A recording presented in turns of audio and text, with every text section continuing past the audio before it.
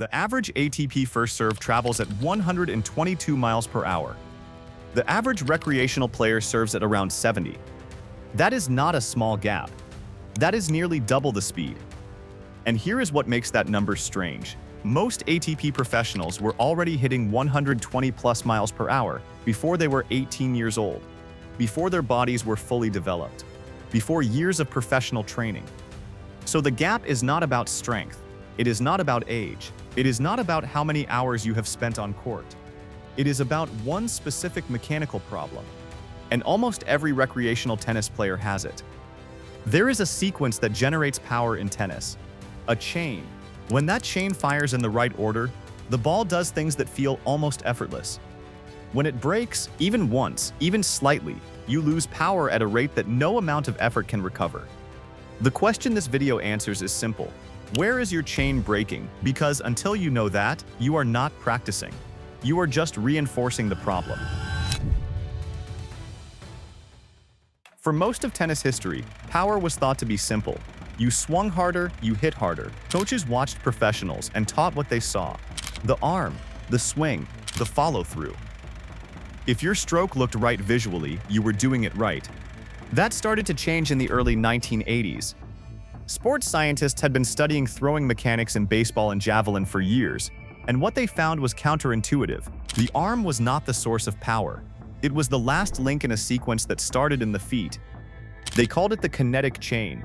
By the mid-1980s, coaches like Nick Bollettieri at the IMG Academy in Florida were beginning to incorporate it into how they trained players. Even Lendl became the first major champion known for approaching his game systematically, training each segment of his body's mechanics separately before combining them.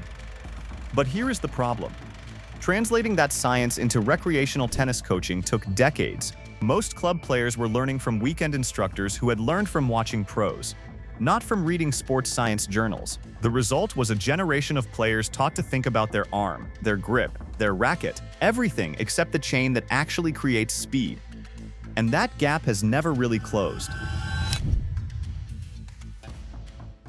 Research from the Aspetar Sports Medicine Journal puts it plainly. Over 50% of the power generated in a tennis serve comes from the core, not the arm, not the shoulder, the core.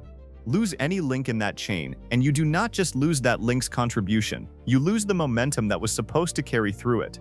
Here is where recreational players break the chain. In order.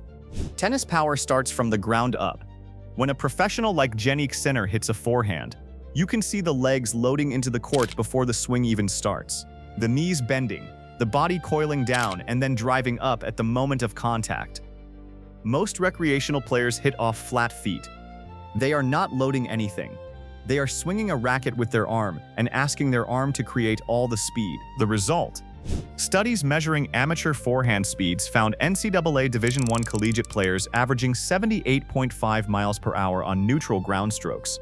High school varsity players averaged 46.1. The difference is not college training. It is whether the legs are in the shot. In the professional forehand, there is a moment, brief, measured in fractions of a second, where the hips have already started rotating toward the ball but the shoulders haven't caught up yet. That gap is not an accident. It is stored elastic energy, like a rubber band wound tight before release. When the shoulders catch up and fire through that gap, the energy transfers into the arm, into the racket, into the ball. Most recreational players rotate their hips and shoulders at the same time as a single unit. The elastic energy never builds. The band is never wound. At the professional level, contact on a forehand happens roughly 2 to 3 feet in front of the body. At full arm extension, maximum leverage. When recreational players hit late, when the ball is beside or behind their body, the chain has already collapsed by the time the racket arrives. The arm is bent, the leverage is gone, and the body has to overcompensate with raw muscular effort, which is exactly what it cannot do efficiently. The longer the distance between your body and the head of your racket during contact, the more power you get. So if, for example, you struggle in being loose with your arm and wrist, you can increase your lever arm, or you can improve your weight transfer, or even your court positioning. Here is a counterintuitive fact. Elite players do not swing from the backswing forward in one continuous motion. There is a deliberate drop called racket lag, where the head of the racket falls behind the wrist as the chain begins to fire from the legs up. That lag is what allows the wrist and forearm to act as a whip. The racket head accelerates into contact faster than the arm is moving, multiplying the speed already generated by every previous link. Most recreational players take the racket back and push it forward. No lag, no whip. The racket travels at the speed of the arm, and only the speed of the arm. Research into upper limb contributions to racket head speed confirms what biomechanists have suspected for decades. The wrist joint is the most critical terminal transfer point. It can contribute 15 to 20% of final racket head speed, or nothing if it arrives locked. Most recreational players tighten their grip and brace their wrist at impact, believing that more tension means more power. The opposite is true. A firm but relaxed wrist accelerates through contact. A locked wrist absorbs it. The result? Elite players generate racket head speeds of 80 to 100 miles per hour before impact. High school varsity players average around 50. The physics of that gap lives almost entirely in the 5 breaks above. Because their wrist is tight or relaxed. Exactly, relaxed, that they're going to be able to generate the racket flip, and then let's transition right to their contact point and now shift to a side angle. This is why Carlos Alcaraz and Jannik Sinner look effortless. It is not that the ball travels at 80 miles per hour because they are swinging at 80 miles per hour. The ball travels at 80 because by the time the racket reaches it, every link in the chain has delivered its energy to the next one.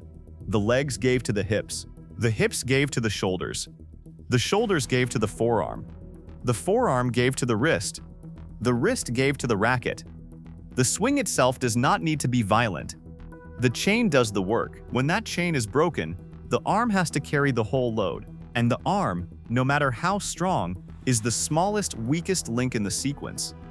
It was never designed to be the source of power. It was designed to be the last part of a relay. Here is the uncomfortable part of that analysis. Modern rackets are more powerful than at any point in the sport's history. Graphite, polyester strings, wider frames. The equipment does more for you today than it ever has. And yet the average recreational player's forehand speed has barely changed in decades, which means the problem was never the equipment. The knowledge exists. The science is published. Tennis coaching has never had more access to biomechanical research, high-speed cameras, and data.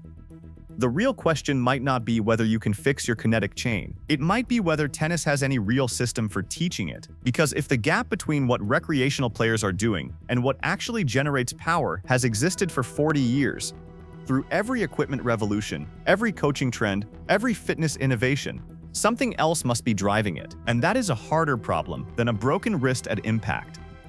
Let me know what you think in the comments.